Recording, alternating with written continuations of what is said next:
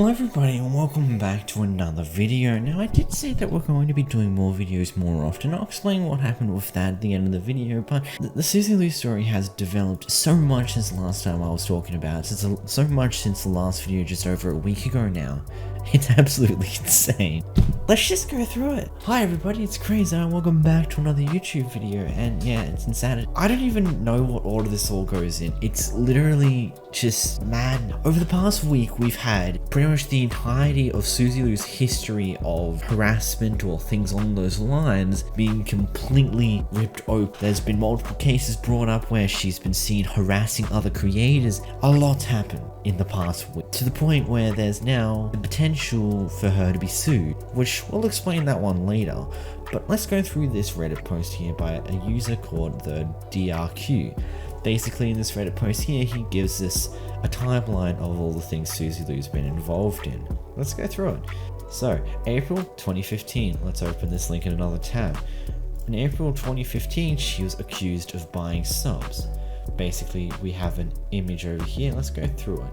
You see in this image here, Suzy Lu gained 1,174 subscribers in a day, then 2,990 subscribers in a day, whilst only getting 1,722 views in that time frame.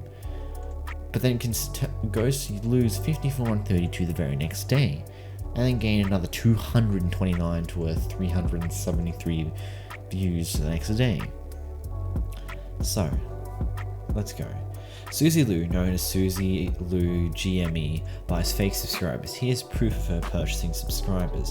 See how she gains over 4,000 subscribers in 2 days when previously she only gained 6 a day? Not normal, right? For a channel that only had 3,000 subscribers from years on YouTube, she more than doubled in size in 2 days. She received no shoutouts, even Jacksepticeye grew slower than this. And he got a shout out from PewDiePie, who told his 16 million subscribers to subscribe to Jack. I will correct that statement here. Back when PewDiePie gave the shout out to Jacksepticeye, PewDiePie had 26 million subscribers. So, it's even worse, really. During this time, and more importantly, her views did not increase proportionally as she got subscribers. People always view a video before subscribing. If people land on a channel page, which they must do to subscribe, if they didn't come directly from a video, in which case she's gotten a video view, a video auto plays, which would increase her view count. But these are botted subscribers, fake accounts that she paid someone to create to subscribe to her channel. She should have at least 4,100 views and more than likely 40,000 in order to achieve that growth. This statistic is a result of a data analysis that's been studied and run on YouTubers. Now, I just want to give a little bit more explanation to what I believe with subbotting, as I've done that in the past. I've debunked potential subbotting. I've said this person, I've pretty much done this for long. Essentially, the best way to tell if someone's subbotting or not is what's their ratio of viewer to subscribe. The ratio typically tops out at 10%. You get 10% of the subscribers from your total view count. So let's say you get 100,000 views, you get 1,000 subscribers. That's at the absolute best most of the time. There are some cases where it becomes a nice 15 or 20% if the video is really, really good or you've got a shout out. But in most cases, it never really goes higher than 10%.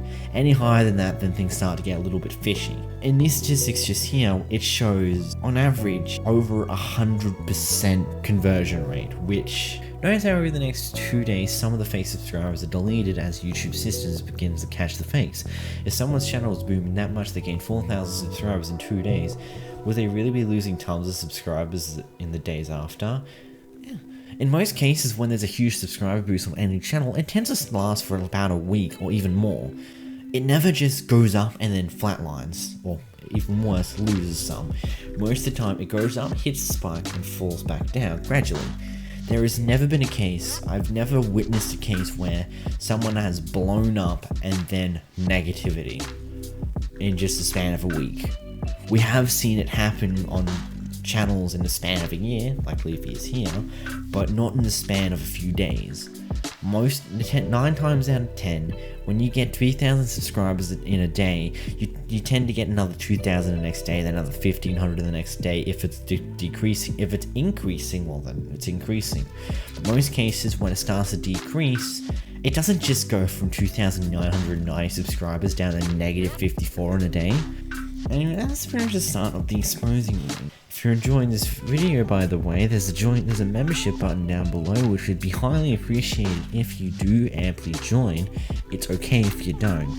It's not like required or anything. And I'm going to stop going through all this history here because I feel like it would be better if you go through it yourself, which I'll leave a link to it down below in the description.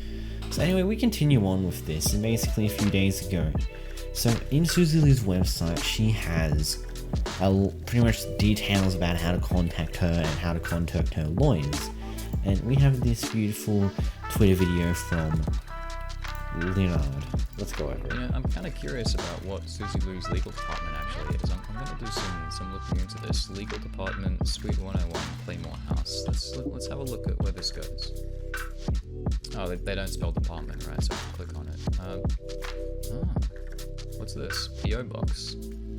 Doesn't seem to be any law firm. Legal department, Suite 101, Claymore House. What if we look at the address in Google Maps? Oh, it's a post office. It's Stejo's PO box. Interesting. You know, I'm kind of curious about what Suzy Lu's legal department. Her legal details where to contact her, it just so happens to be Stejo's mailbox. So basically, Quartering made pretty much a few days ago got in contact with a copyright team who work with companies like Tokyo TV and like work with the licensing of companies like Tokyo TV and other anime companies. I don't know any others, but essentially it seems like they're preparing for a massive lawsuit. But we'll go over that in a moment. We're getting there, guys. An essential reference here is Quartering got a few emails from the licensing team, and it just so happened to contain Suzy Lu's private information, basically saying that Suzy Lu, those strikes that terminated Suzy Lu's channel back in December, she actually counted them, and at that time, the licensing company didn't want to worry about suing them or anything, so her channel got put back up. Essentially meaning that YouTube didn't have any form of direct involvement with bringing her channel back up, which is pretty good. It's good to know that YouTube didn't have direct involvement in it. It's just the licensing company that issued those strikes in the first place decided not to pursue it legally just yet. Then we continue here with a massive, beautiful tweet from Stejo saying, "A massive thank you to the Quartering for letting us know that someone has majorly breached GDPR by sending personal information to a third party. Maybe now you will get a call from our lawyer." And I just want to take a copy of that, and we're going to search that up. Yes. General Data GDPR, which stands for General Data Protection Regulation, is a regulation in EU law on data protection and privacy in the European Union. That's cool to know. Oh, that's right. Stejo and Suzy Lu live in the UK. And didn't last year they leave the EU? A little thing called Brexit? I don't know about you, but it sounds like that this law doesn't even apply to you anymore. We continue with the tweet that you all have been waiting for, the information that I had mentioned at the start of the video. So, let's go over it. Important message, I just got this from my source. Copyright holders are aware of Suzy Lu and have been gathering evidence for a massive lawsuit in the United States. Her Patreon page was just forced to remove all content. After the content was removed, she posted this. Hey guys, so many of you have noticed that I've taken down the backlog videos that were on this Patreon. That's because we're moving everything away from Vimeo and onto our own CDN that we run from the website. We've been meaning to do this for months, but we were wanting to make sure that everything was robust enough that there would be as little disruption as possible. This was actually the reason we started the website in the first place. With the VIP on the website, we'll be able to have much more control over what we're offering in terms of added benefits for you. Not only will you be able to get the VIP exclusive videos, but we'll also be able to give you guys no ads on the rest of the site. Money off merch that we should have had by now, but coronavirus has been stopped that for now. Benefits on long-term members, discounts, birthday gifts, the list is endless. All of this you can't actually do with Patreon at the moment. You don't have to worry about your Patreon pledge rolling over into the next month, as we'll have a code for you to use that will give you a discount for the first. Still working on the full details, but we'll keep you posted. Obviously, this is a big change and the content will be different, but this means that you'll be getting a lot for your money. As for the videos moving forward, the VIP will not have to worry about videos being transparent, but they will have edits. While this might disappoint some, it's to keep in line and fair use and means companies, and it keeps the companies happy too. It also means I get to continue to create reaction-based content that you guys love. More to come in a few weeks. That's a lot to unpack right there, but essentially, in this little Patreon post here, she admits that, right at the end, well, their videos aren't going to be transparent anymore, but they're going to have edits to fall in line with fair use. Essentially, Suzy Lu's admitting that having reacting to unedited anime on Patreon does not fall in any fair use, to say the least. And basically from this information here, it sounds like there might be a big lawsuit about to happen. I woke up today saying I didn't have permission to view messages in the server. That's why I tried contacting you on Twitter, lol. Suzy Lu. Oh, I was just purging messages today. Reminder, there's rumors going around that Suzy Lu's Discord has been potentially the place to host mass flagging raids, and there's a message of her discussing her purging messages. Take of that what you will. I say that there is definitely something fishy going on. Now there's something I mentioned at the start of the video saying that I did plan to make more videos more often, and whilst I am still making at least a video a week, there was a bit of change in plans.